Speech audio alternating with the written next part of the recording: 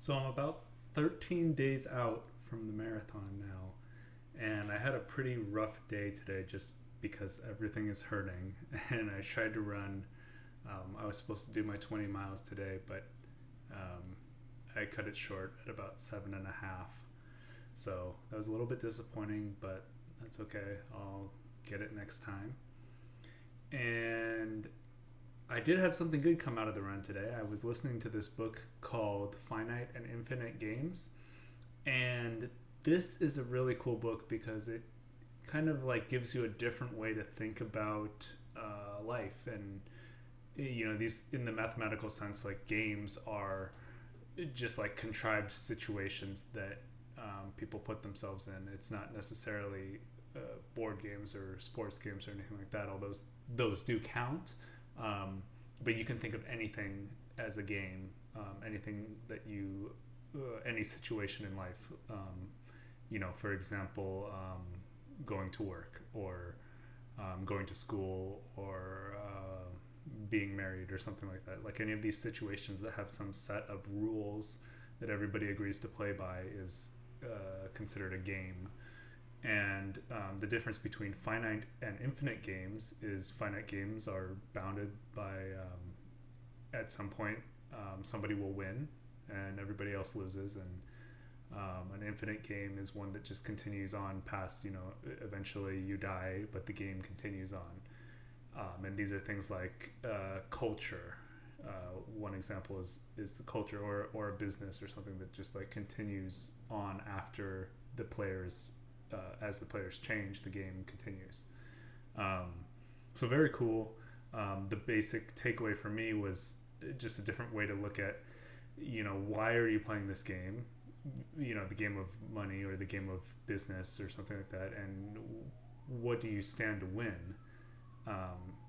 So for finite games, what he says, the prize for winning a finite game is a title. So you, as the winner of a finite game, you receive some title, or something that other people recognize belongs to the winner, which could be money, it could be some status, some actual title, or something like that. So when you think about that, it's like, well, do I actually care about this title? For example, going to school, you get a title, you get a degree. And in a lot of cases that's really important and useful, and people recognize that you won that game and you got a certain title, and that's helpful for you in the next game. So I think overall that game is one that's worth playing and worth putting a lot of effort into, for me anyway. And then there's the money game. There's the work game. There's so I think I need to finish the book before I formulate any really strong feelings on it, and I probably need to listen to it again because I was a little bit oxygen deprived when I'm listening to this and running at the same time, so some of it goes in one side and out the other. But yeah, I think for me the realization was, there's one thing that he said that kind of stuck with me, was that in the past, wealthy people made like an extravagant show of their wealth based on the fact that they didn't have to play some of these games. So some of these games, you can only play it if you're opting into it. If you're forced to play the game, then you're not actually playing it, if that makes sense. So very wealthy people would show their wealth by being overly obvious that they don't have to ever work. I know in Asian cultures, like having fair skin means you've never had to go outside, that you've always been comfortable and stayed indoors. And in American culture, it was like, you'd make a show of how much time you spend entertaining guests, or putting on events, or thinking about philosophy, or stuff like that that people who are working for a living would never be able to do. And I kind of realized that there are versions of that I do also. I don't think, yeah, I'm not, I don't want that. I don't want to play those games. There's, I mean, the prize just doesn't make sense to me. So, the one thing that I do is related to working out, where I believe that maybe the modern day version of this game of showing off how little you are actually have to work is people who are very much into fitness, because you have a job that doesn't require you to use a lot of energy or physically exert yourself. Then you have all this spare time and energy after work to go work out, lift weights, run, whatever. So that's one that I've gotten caught up in. And you know, like, the prize is not just showing off how fit you are, but you know, there's of course health benefits for it also, and it feels good and all this kind of stuff. So it's not, I think there's more than one prize to that game. But yeah, I do see myself kind of falling into a trap of like doing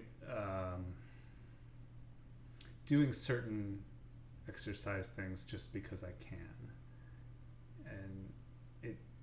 And when I think about it this way, in the context of that book, it feels a little bit like a game that I don't want to play. So that one changed my thinking a little bit. And yeah, and you have a finite amount of energy and time and attention that you can spend on things. And I feel a little bit right now like I am spending all my time and energy on something that's very selfish, which is this health and marathon thing, which is what I wanted to do a few months ago when I quit. I wanted to take a break from work and spend a lot of time looking inward and working on myself and getting healthy and all these kinds of things. And I have done that. It's only been a couple months, and I think that I've learned my purpose in life is not that. I don't want to over-index on that. I want to have a good balance. I want to have a little bit more time and effort devoted to that than I did back when I was working at Tesla. But I don't want it to be 100%. I don't want it to consume me. I don't want to be a fitness influencer, even though that's it seems like a good job from the outside, but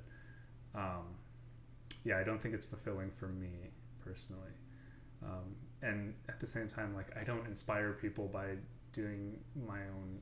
Yeah, maybe if I did it in a way that was meant to educate and inspire other people, then it would be a little bit more palatable. But yeah, right now it's just kind of getting old.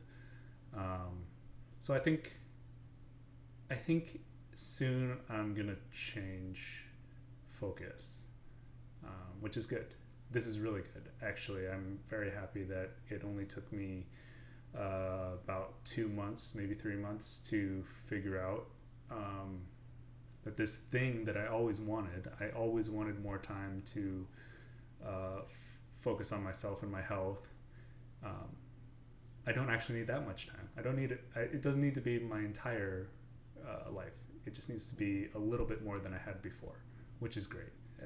That's a great realization. So I think after I finish this marathon, you know, depending on how it goes, and if there's, I gotta say, if there's a shot that I ever make it under a 3-hour marathon, I'll probably go for that. And that'll probably take me another like year to get to, but you know, we'll see. But yeah, I think at the after this marathon, I'll probably pivot a little bit, scale back the amount of time and effort I'm putting into running, and then pick up something else. So, you know, like I was talking about yesterday with the floating offshore wind, that's a really cool opportunity, I think, and it might be the next thing to try. I think now that I'm thinking about it in this context, it feels very fulfilling, but it also is going to take many years. So it's something that I want to make sure that I'm 100% committed to before I commit, or that I want to make sure that it's something that I'm going to feel good about in a few years before I commit to it. And this is a realization I had today also is I should stop trying to trust my brain so much about these kinds of things because, back 6 months ago, my brain was telling me, well, if you just had more time freedom, you could take care of yourself, you would feel great, and that's all you need. And I think that was true at the time. That was all I needed at the time to feel great, and I did feel great. And then I kind of leveled up a little bit, and I changed. So I wanted a little bit more, right? So I think the insight that I had was my brain can predict what I want right now. My brain can't really predict in 6 months what the person who I'm going to become is going to want. So, yeah, I think my strategy is going to be to not try to plan everything out perfectly, just to be directionally correct and try to keep my options open. So try to move in a way that gives me more options rather than closing them off. So, in that sense, being more financially free is a good thing because that opens up more options, and being healthier is a good thing because that opens up more options. But having a routine that takes, your entire morning to train for marathon running is probably not what I want to do because it just takes away a lot of options because I have to put this huge chunk of time and energy into this one thing that's not necessarily that fulfilling. Outside of it, feels a little bit selfish. That's all. So yeah, that's it. I think that's good for today. I feel really good about this. I feel like I learned a lot about myself today. So I feel good. A little bit of change is still change, and a little bit of courage is still courage.